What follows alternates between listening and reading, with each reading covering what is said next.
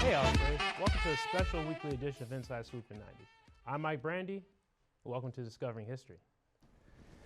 Coming up, the Jacksonville Humane Society plays a vital role in our community that can sometimes extend beyond borders. Hello, Ospreys. Welcome to an entertaining news update on Inside Swoop in 90. I'm Mike Brandy, here to give you the weekly rundown. The restaurant is a great destination for those looking for an authentic Latin experience on the beaches of St. Augustine. Hello there, Ospreys and Jags fans. I'm Mike Brandy, and welcome to Just Jags, where we discuss all things Jacksonville Jaguars. Welcome back to Inside Jacksonville. Bowling in Duval is something that is easy and fun to do, but as Inside Jacksonville's John Watson discovered, there's also a competitive side. Hello there, Ospreys. I'm Mike Brandy, bringing you a sports news update for Inside Swoop at 90. In the National Football League, it's hard to believe, but it's already week 5, and well, the local Jacksonville Jaguars are 0-5, losing to the Tennessee Titans 37-19 to make it the Jags' 20th consecutive loss. From 0-5 to 5-0, the Arizona Cardinals beat the San Francisco 49ers 17-10. The Los Angeles Chargers narrowly defeated the Cleveland Browns in a 47-42 thriller, and the Buffalo Bills went into Arrowhead Stadium and beat the Kansas City Chiefs 38-20. Over in college football, the mighty have fallen as number 1 ranked Alabama was upset by Texas A&M 41-38. Some other highlights included number 3 Iowa beating number 4 Penn State 23-20. Number 6 Oklahoma beat the number 21 ranked Texas Longhorns 55-48. And Ole Miss at 17 beat the number 13th ranked Arkansas Razorbacks 52-51. And in the major leagues, there was plenty of postseason action this past weekend. In the National League, the Atlanta Braves and the Milwaukee Brewers series is tied at 1-1, while the Los Angeles Dodgers and San Francisco Giants series is tied at 1 game apiece as well.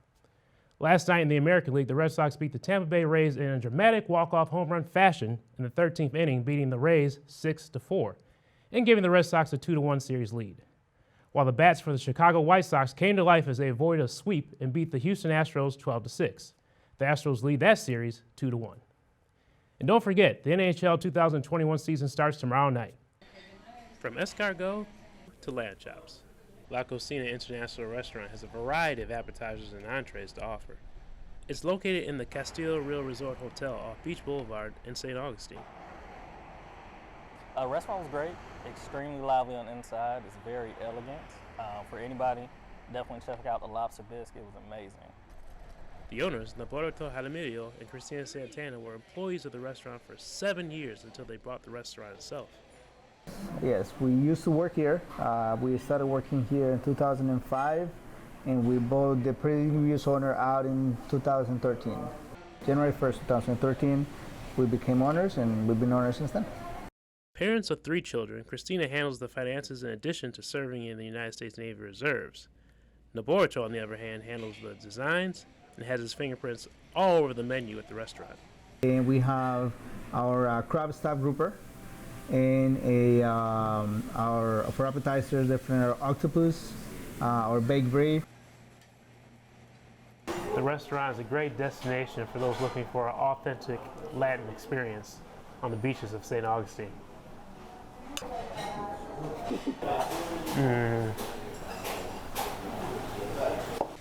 For Norberto and Cristina, the restaurant means more than just a business. For us, and I think I can speak for both of us, food is an experience. We really, we don't do this just for business. We really enjoy what we do, and we have worked a way where everybody that comes have an experience. It's starting from the service, from the wine selection, the way our menu is designed is to have an experience. And if people are willing to give us time, but we can definitely offer our guests a culinary experience. Mike Brandy, Inside Jacksonville. Hello there, Ospreys and Jags fans. I'm Mike Brandy, and welcome to Just Jags, where we discuss all things Jacksonville Jaguars. And just like that, the Atlanta Falcons are back in the playoff hunt. But this show isn't about the Falcons. This is just Jags. And, well, the Jags have to regroup after putting up a fight against the Falcons, but ultimately losing 21-14 at home. The Jaguars have now lost 3 straight games. Go figure. Their next opponent, the Los Angeles Rams, have also lost 3 straight. That's after adding the talents of Von Miller and Odell Beckham. Something has to give. Here's head coach Urban Meyer with his thoughts on facing former Jaguar and current Ram, Jalen Ramsey. Competitive spirit, number one. He gets really upset when something doesn't go right, and some people don't like that. I love that. We have a guy called Rudy Ford like that. He gets very upset when things don't. Now you got to contain that, and I call focused energy on the next play. Competitor number one, then skill set. So far, the Jaguars have not won a road game in the 2021 season.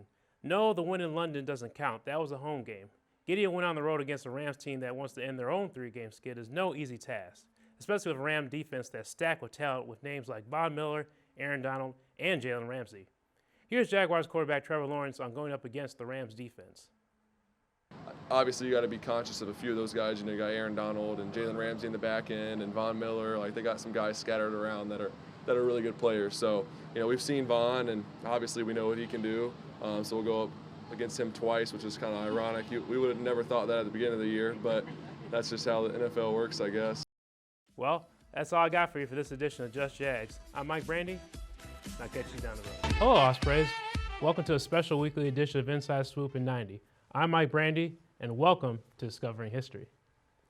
On June 27, 1950, the UN Security Council passed a resolution calling on members nations to help South Korea repel an invasion from the north.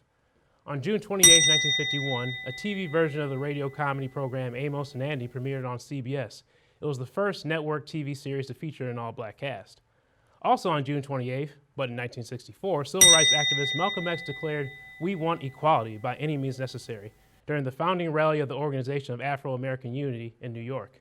In 1934, June 30th, Adolf Hitler launched his blood purge of political and military rivals in Germany in what came to be known as the Night of the Long Knives. On July 1st, in 1903, the first Tour de France began. On July 1st, 1991, it was Hasta la Vista, baby, as Terminator 2 Judgment Day was released in theaters, a personal favorite of mine. And a little comic book knowledge for you. On this week in June 1970, the Batman villain Man-Bat debuted in the Challenge of the Man-Bat in Detective Comics issue 400. For you gamers out there, in this week in history, in 1999, Pokemon Snap for the Nintendo 64 video game console was released in North America. And finally, on July 3rd in 1985, it was time to go back in time as the film Back to the Future starring Michael J. Fox and Christopher Lloyd was released. Also, a few birthdays this week. Writer-director J.J. Abrams is 55. Actor Tobey Maguire, known for Spider-Man, is 46. Hip-hop artist Missy Elliott is 50. Entrepreneur Elon Musk is 50. Boxing legend Mike Tyson is 55, Olympic gold medal swimmer Michael Phelps is 36, and reality TV star Khloe Kardashian is 37. Well, Ospreys, that's all I got for you this week in Discovering History. I'm Mike Brandy, and I'll catch you down the road. From all of us here at Inside Jacksonville, thank you for joining us, and we'll see you right here next month on the CW17.